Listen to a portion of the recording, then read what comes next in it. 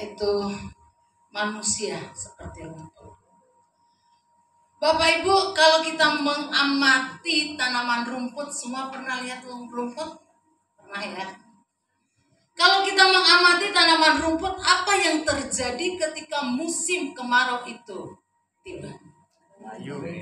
Ya. Musim kemarau tiba, rumput-rumput bisa menjadi layu, kemudian dia menjadi kering, dan akhirnya mati. Tidak hanya rumput, kata firman Tuhan tadi dikatakan, tetapi bunga-bunga yang sangat indah, kembang-kembang yang sangat indah, itu bisa pada akhirnya akan layu dan berguguran. Saudara sekalian, kita tahu bahwa dari semua ciptaan Tuhan, tumbuhan, hewan, dan manusia, kita bagi hanya 3 saja ya. Dari 3 ciptaan Tuhan, hewan, tumbuhan, dan manusia, ciptaan yang paling termulia, ciptaan yang paling berharga adalah manusia. Kenapa? Karena dalam kitab Kejadian mengatakan bahwa manusia itu diciptakan. Dia segambar dan serupa dengan Allah. Jadi kita ini diciptakan, yang kita ada sekarang, kita ini adalah manusia yang segambar dan serupa dengan Allah. Tapi di bagian firman Tuhan yang kita baca tadi dikatakan dalam Alkitab bahwa manusia itu juga digambarkan seperti apa? Rumput. Saudara, di dalam ayat yang ke-6 ya, saya bacakan sekali lagi. Yang pertama dikatakan begini, kalimat yang pertama, ada suara yang berkata. Siapa suara ini? Tuhan yang berkata. Tuhan menyuruh kepada siapa? Kepada Nabi Yesaya. Tuhan berkata kepada Yesaya, "Hai Yesaya, berserulah, katakanlah pada seluruh umat manusia bahwa manusia itu seperti rumput. Bahkan dikatakan semaraknya itu seperti bunga-bunga di padang." Semarak itu apa ya, Bapak Ibu? Apa? Semarak itu berarti kemegahan. Semarak itu berarti kemewahan. Ya. Firman Allah berkata bahwa manusia itu seperti rumput dan semaraknya itu seperti bunga-bunga di padang. Kemegahan, kemewahan yang dimiliki oleh manusia, firman Allah dengan jelas katakan bahwa itu seperti bunga di padang. Tidak berhenti sampai di situ. Tapi ada kalimat selanjutnya yang mengatakan yang akan layu dan akan berguguran. Orang Jawa menggambarkan perjalanan hidup di dunia ini, katanya seperti orang yang mampir ngombe pokoknya. Ya. Ya. Itu orang Jawa menggambarkan bahwa perjalanan hidup di dunia ini manusia itu seperti orang yang hanya mampir minum. Betul ya? Artinya hidup kita di dunia ini hanya sementara. Hanya sementara saja. Nah, Bapak Ibu Saudara sekalian, saya mau katakan bahwa merawat tubuh, memperindah penampilan itu tidak salah. Setuju dengan saya ya? Memperindah tubuh, mempercantik penampilan secara fisik itu tidak salah. Tapi jangan lupa bahwa kita juga harus memperindah. Kita juga harus memperhatikan kecantikan kita secara batinnya kita, inner beauty kita. Karena yang dikatakan inner beauty itu yang harus lebih utama untuk kita perhatikan dalam hidup kita. Zaman sekarang beda dengan zaman waktu kita ya Ibu ya. Waktu saya juga masih kecil. Kalau zaman dulu salon hanya untuk potong rambut, ya kan? Keriting mungkin juga sudah ada. Tapi coba Bapak Ibu Saudara jalan-jalan Atau kita keluar, coba perhatikan banyak sekarang salon-salon di pinggir kanan kiri jalan itu. Salon-salon dengan tulisan, dengan spanduk-spanduk yang ada dengan tulisan apa di situ. Ada keriting bulu mata, betul? Ya, bulu mata keriting. Bayang, seandainya dia subur, keriting tumbuh sampai di bawah. Ya kan? Apalagi ada tato alis, ada tanam alis. Betul? Sulam alis, tanam alis. Tato mata. Ya. Saudara, kalau ini ditanam, saya pernah lihat di di TikTok itu.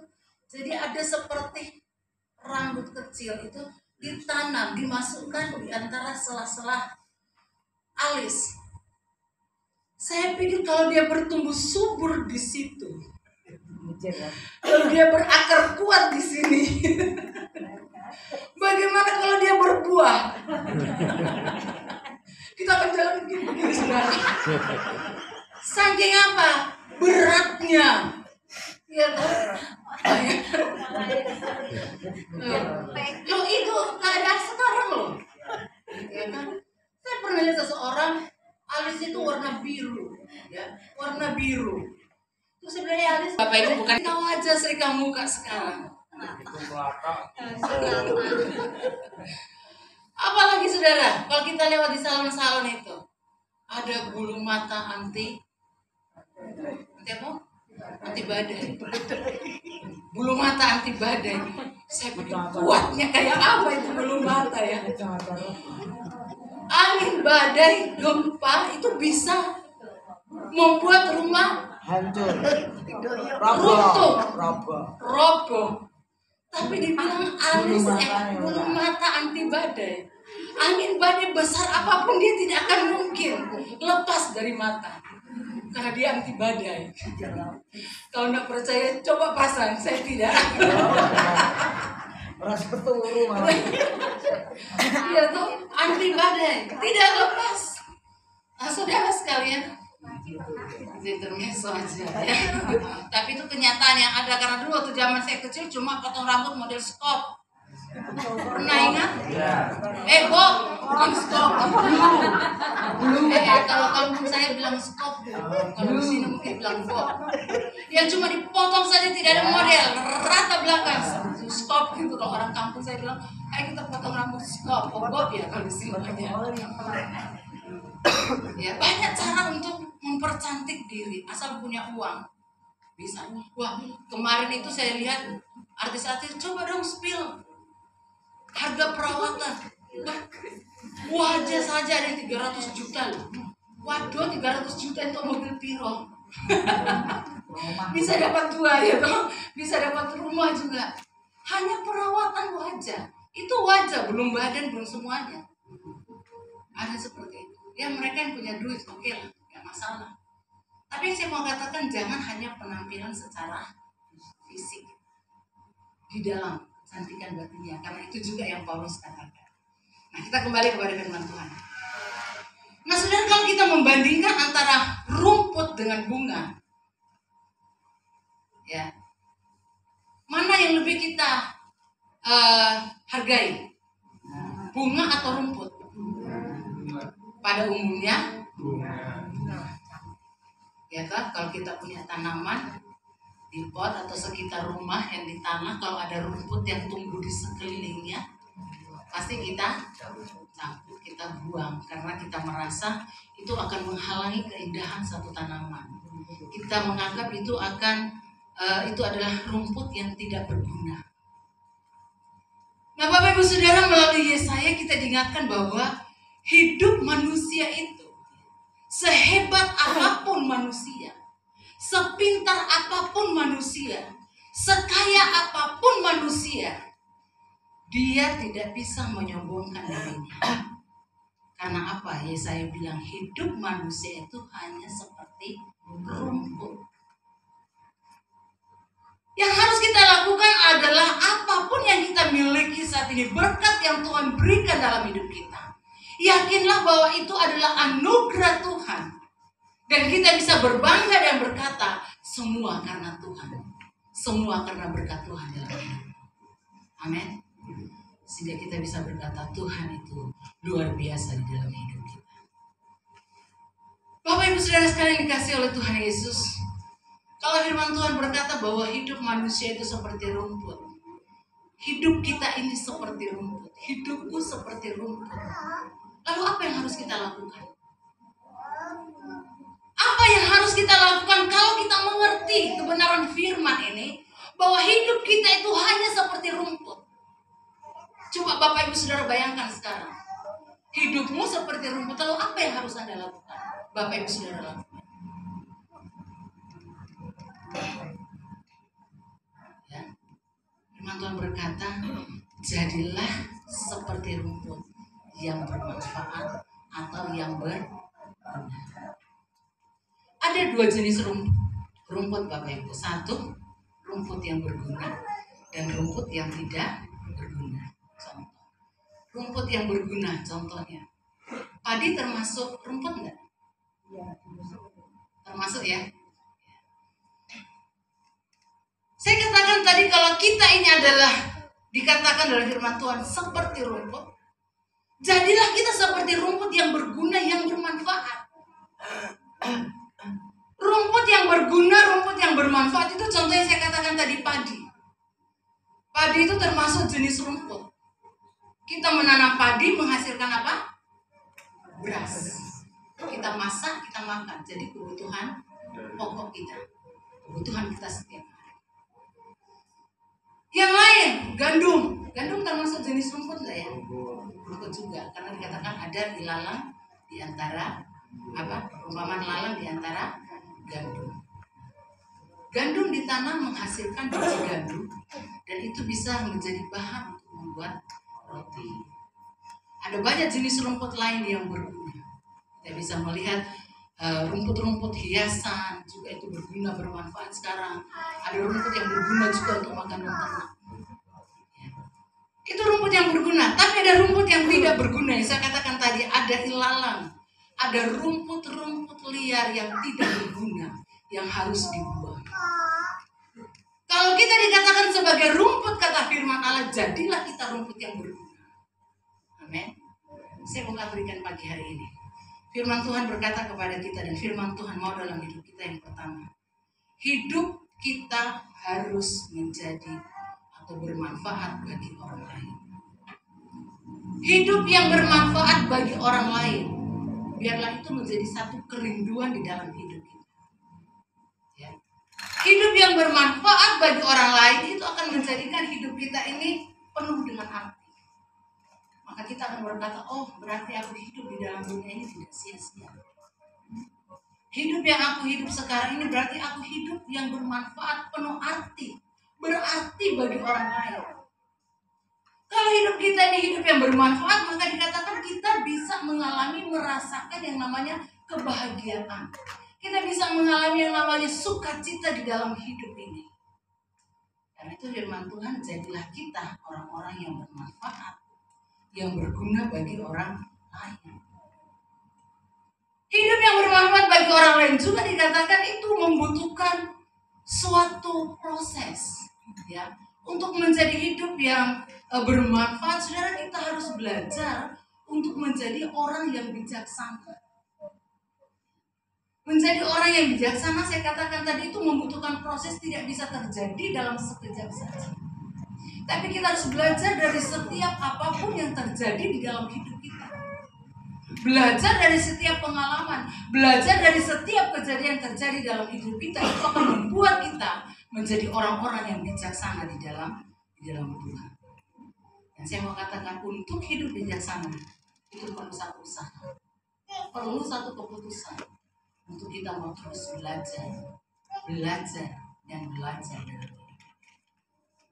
Sesulit apapun hidup kita, saudara, mari kita mau tanamkan di dalam hati kita bahwa saya harus menjadi berkat bagi orang lain. Amen. Sesulit apapun hidup kita tanamkan dalam diri kita, saya mau bermanfaat bagi orang lain. Meskipun orang lain nggak melihat apa yang kita kerjakan, paling tidak kita bisa berdoa buat orang-orang yang ada di sekitar kita. Itu hidup yang bermanfaat. Orang lain nggak tahu. Orang lain mungkin nggak mengerti kalau mereka mendoakan kita. Tapi ketika kita memposisikan kita sebagai satu pribadi orang yang bermanfaat, maka itu mendatangkan sukacita, kebahagiaan dalam hidup kita. Amin. Itu yang pertama. Jadi yang Tuhan mau supaya hidup kita ini menjadi berkat, berguna, bermanfaat bagi orang lain. Yang kedua dikatakan, yang Tuhan mau dalam hidup kita adalah apa? Kita menjadi orang yang tidak mudah digoncangkan. Menjadi orang yang tidak mudah digoncangkan, yang tidak mudah tergoncangkan oleh keadaan apapun. Menjadi pribadi yang kuat di dalam Tuhan. Bapak Ibu Saudara, coba kita introspeksi diri kita. Apakah ketika goncangan-goncangan itu datang, kita bisa tetap kuat? Apakah ketika goncangan itu datang dalam hidup kita, ya, apakah kita tetap kuat di dalam kekuatan kuasanya Tuhan, atau justru kita ikut lemah dengan keadaan yang ada? Mari kita lihat diri kita masing-masing. Yang firman Tuhan mau dalam hidup kita, saudara, tidak mudah digoncangkan oleh apapun. Jangan pernah putus asa dengan apapun yang terjadi di dalam hidup kita. Karena kemarin kita sudah dengar firman Tuhan, ya, semua itu mendatangkan kebaikan di dalam hidup kita. Apapun yang terjadi, jangan putus asa. Kenapa? Karena kita masih punya Tuhan yang besar. Katakan amin. Amin. Apapun yang terjadi, apapun yang Tuhan izinkan, katakan aku masih punya Tuhan yang besar. Kalau Tuhan yang besar yang kita andalkan dalam hidup kita, saya percaya Bapak Ibu Saudara, badai yang besar apapun datang dalam hidup kita itu tidak akan tergoncangkan. Karena kita kuat di dalam Tuhan. Saya diberkati dengan pujian ini. Aku punya Tuhan yang besar. Tadi kita nyanyikan, yang telah berjanji dan sanggup. Ayo nyanyi sama-sama dulu. Menggenapi imanku, bersepakat percaya kuasanya, bahwa ada kemenangan yang Tuhan sudah sediakan bagi kita sekalian. Amin, saudara. Ada satu ilustrasi. Ada seekor laba-laba. Dia sudah berhasil menyelesaikan sarangnya. Lalu sarang pernah lihat sarang laba-laba ya Bapak Ibu ya? Tahu ya? Kalau anak-anak sekarang mungkin nggak ngerti. Karena rumah-rumah sekarang itu sudah ya, sudah rumah batu. Kalau rumahku di kampung itu dari kulit kayu, dari kayu-kayu, jadi sebentar aja itu sarang laba-laba itu sudah banyak. Bahkan kadang-kadang saya nungguin laba-laba yang besar itu dia mulai tarik sini, tarik sini, tarik sini. Karena rumah kayu, rumah tua. Kalau sekarang mungkin anak-anak tidak pernah melihat kayak gitu. Tapi zaman saya kecil itu saya perhatikan di rumah saya. Saya tidur gini ada laba-laba di atas pojok-pojok rumah, karena rumah kayu dia. Tarik sana, oh bagus ya, tarik sini. Hanya dalam waktu sekejap saja itu sudah membentuk sarang laba-laba yang bagus. Satu kali, seekor laba-laba dia sudah berhasil menyelesaikan sarangnya. Ya. Lalu laba-laba ini kemudian dia mendatangi seekor ulat bulu dan dia menghina ulat bulu ini, dan dia berkata, "Hai ulat bulu, kerjamu itu lambat sekali. Coba lihat saya, sarangku itu loh, ya sudah selesai dalam waktu yang dekat. Sementara kamu lama dan masih menenun." Lalu ulat bulu menjawab begini, "Sarangmu memang lebih cepat selesai, tapi kamu harus tahu bahwa sarangmu itu mudah rapuh." Betul ya? Tadinya aja udah putus semua, ya kan? Memang kerjamu cepat, sarangmu bisa cepat selesai, tapi itu mudah rapuh, itu mudah rusak. Kalau ada binatang saja yang lebih berat, maka sarangmu itu akan terputus, hancur dan rusak. Lalu urat bulu berkata, sedangkan aku sedang menenun benang yang kuat. Memang menenun benang yang kuat ini membutuhkan waktu yang lama. Tapi tahukah kau bahwa kualitas dari apa yang aku kerjakan, kualitas dari apa yang aku hasilkan, ya, itu jauh lebih baik daripada kamu laba-laba. Betul ya? Nah, dari ilustrasi ini saya mau katakan Bapak Ibu Saudara, bahwa kualitas hati seseorang itu tidak ditentukan dari seberapa cepat dia mampu menyelesaikan masalahnya. Kualitas hati seseorang tidak ditentukan dari seberapa cepat dia mampu menyelesaikan masalah-masalah di dalam hidupnya. Tapi kualitas hati seseorang itu kita bisa melihat ditentukan dari berapa lama dia mampu bertahan di dalam kesabarannya. Setuju dengan saya? Amin. Haleluya. Jadi kualitas hati kita ditentukan berapa lama kita mampu menyelesaikan persoalan dalam hidup kita. Tapi seberapa lama engkau mampu bertahan di dalam kesabaranmu dan hidupmu tidak ditentukan oleh masalah persoalan yang kau hadapi. Karena ada Yesus di dalam. Yang kedua, tadi firman Tuhan katakan apa?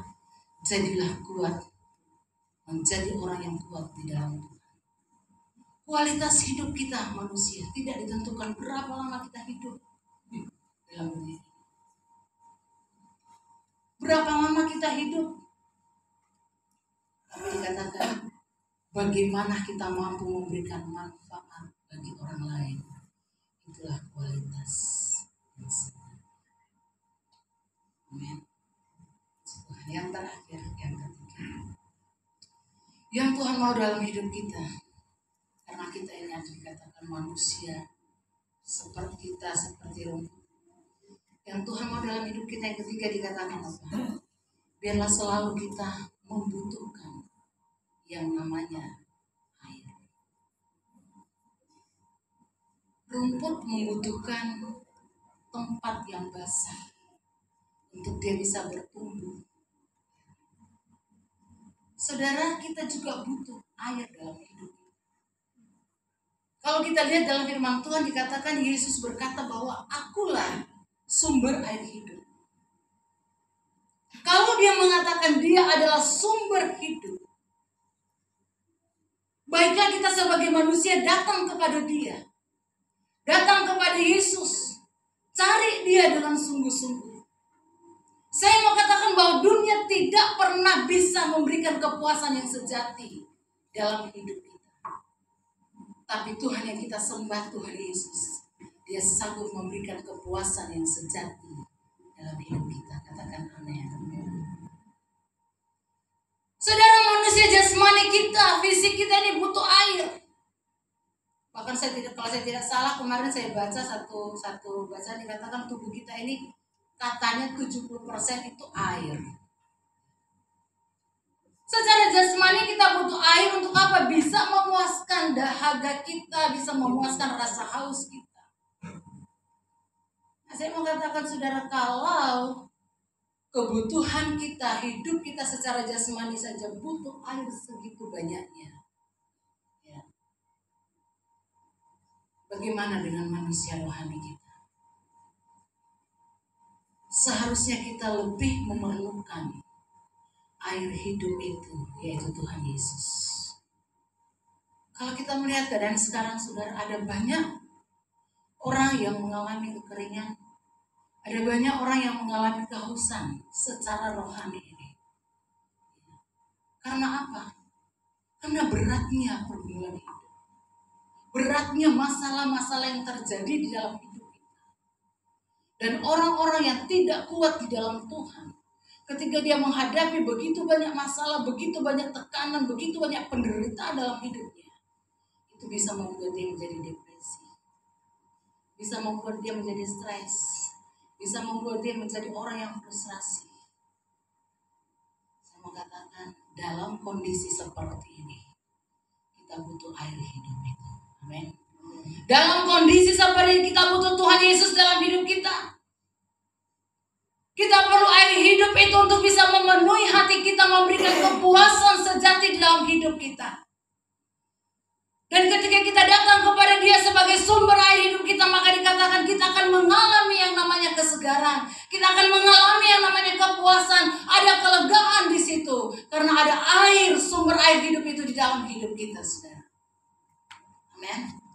Itu sebabnya kalau kita sedang dalam pergumulan, cari Tuhan Yesus sebagai sumber pertolongan dalam hidup kita. Amin. Bukan berarti manusia tidak butuh, tidak kita perlukan butuh. Tapi yang paling utama adalah cari Dia. Kenapa? Karena Dia sumber pertolongan dalam hidup. Kalau kita sedang sakit, saudara, cari Yesus. Dia sumber penyembuhan di dalam hidup kita. Amin. Cari Dia.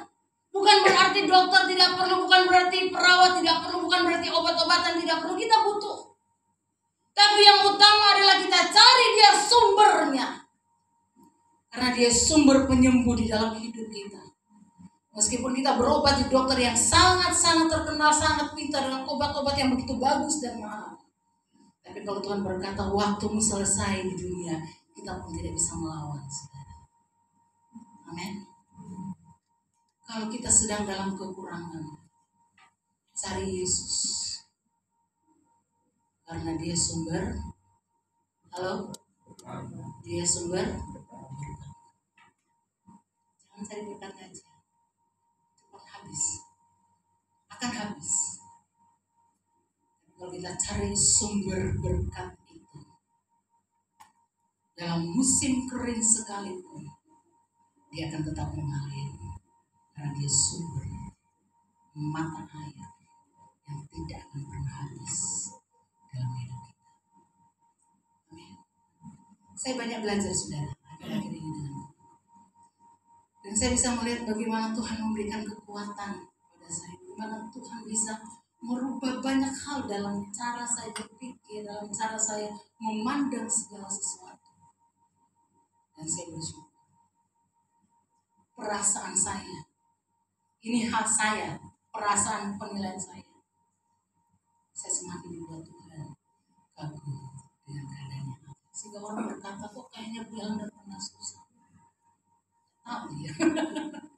Iya, Pak. Kayaknya Bella tidak pernah capek. Tidak tahu dia. Kalau kemarin saya tidur dari siang sampai pagi, mandi pun tidak. Saking capeknya. Ya. Bapak Ibu Saudara sekalian. Jadi dalam hidup kita, dikatakan kita harus selalu membutuhkan air hidup itu. Butuhkan Yesus dalam segala sesuatu. Jangan hanya pada waktu kita dalam kekurangan, jangan hanya pada waktu kita dalam persoalan pergumulan, ketika kita sakit. Tapi justru dalam keadaan kita diberkati Tuhan, sehat walafiat, di situ kita diuji. Apakah kita masih mau dekat dengan Tuhan? Cari Tuhan, hidup mengasihi Dia, atau kita akan berpaling dari Dia? Amin, saudara.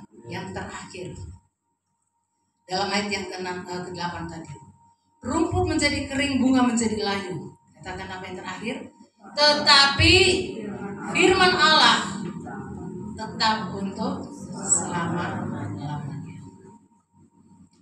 Dunia bisa berubah, saudara. Perekonomian dunia pun juga bisa berubah. Semua yang ada dalam dunia ini bisa mengalami perubahan. Manusia pun bisa berubah.